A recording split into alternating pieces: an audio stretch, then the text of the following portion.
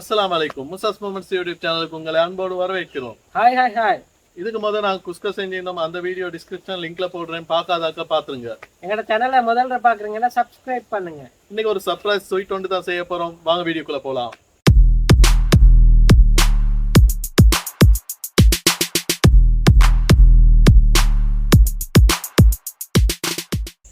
Friends, நாங்கள் இன்றைக்கி பால்கோவா தான் செய்ய போகிறோம். அதுக்கு முதல்ல குக்கர் ஆன் பண்ணி சட்டியை வச்சுக்கலாம்.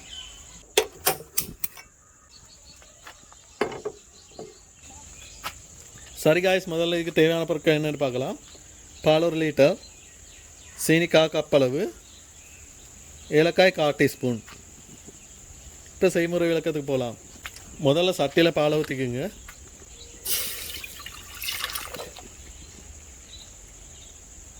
இன்றைக்கு 1 லிட்டர் பாலை தான் ஊற்றுறோம்.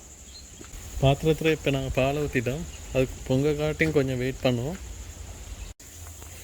இப்போ ஒரு 20 நிமிஷம் மட்டும் ஆகிட்டு, இப்போ பார்த்தீங்கன்னா மேலே பால் கொதித்து ஆடை உருவாகிக்குது. அந்த ஆடையை இப்போ வீடியோவில் பார்க்குற மாதிரி இப்படி செஞ்சு விடுங்க.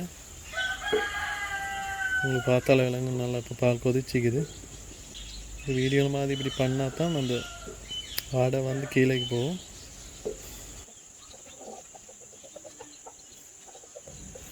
பொங்கி இதை மாதிரி வரும்போது இந்த ஆடை உள்ளுக்கு தள்ளிடுங்க. இது ரொம்ப டைம் எடுக்கும், பொறுமையாக செய்யணும்.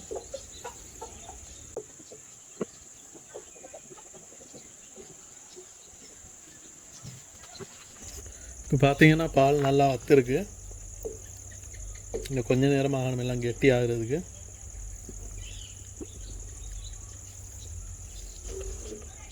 பால் ரொம்ப கெட்டி ஆகிட்டதுனால கலக்கிட்டே இருங்க, இல்லைன்னா அடி பிடிச்சிடும்.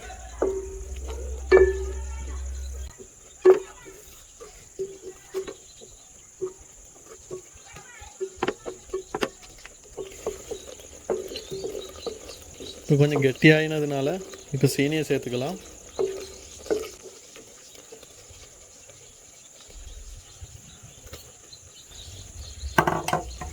சீனியை சேர்த்துட்டோம். இப்போ நல்லா கிளறி விட்டுருங்க.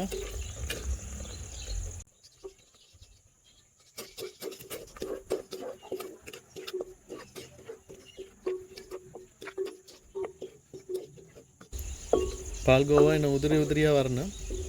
அது வரைக்கும் நல்லா கிளறி விட்டுட்டுறீங்க. இப்போ வாசனைக்காக 1/4 டீஸ்பூன் ஏலக்காய் தூள் சேர்த்துக்கலாம்.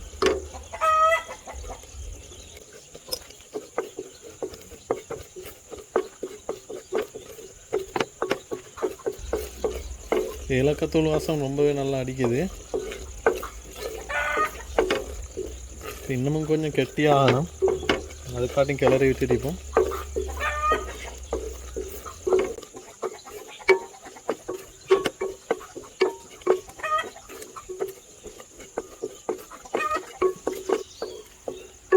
மீடியம் ஃப்ளேம் மாதிரி வச்சுக்கோங்க. ஏன்னா ஹை ஃப்ளேமில் வச்சிங்கன்னா அடிப்பிடிச்சிடும். அது மாதிரி மீடியம் ஃப்ளேமில் மாதிரி வச்சு கிளறி விட்டுட்டுறீங்க.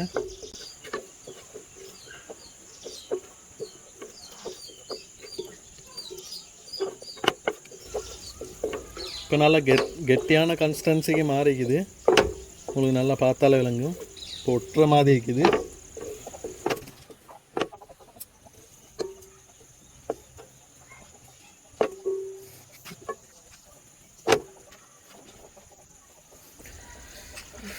சரி, இப்போ குக்கரை ஆஃப் பண்ணி விட்டுருங்க. சரியான கன்சிஸ்டன்சிக்கு வந்துக்குது.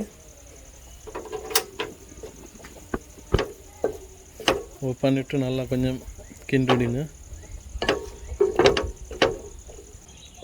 இப்போ பால்கோவா ரெடி ஆயிடுச்சு. இப்போ இதை ஒரு வேறு பாத்திரத்துக்கு மாற்றிக்கலாம்.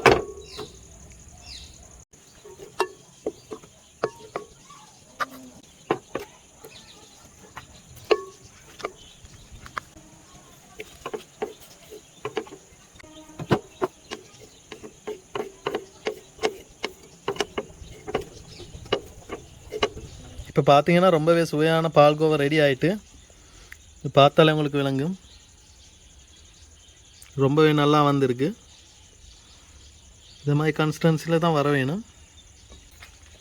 மேலால் கஜுவையும் தூவி விட்டு சாப்பிட்டீங்கன்னா ரொம்பவே நல்லா இருக்கும். இதை மாதிரி வீட்லேயும் ட்ரை பண்ணி பாருங்கள். இன்னும் ஒரு புது வீடியோட உங்களை சந்திக்கும் வரை விடைபெறும் நாம் முஷர்ரிஃப் முஷக்கிர்.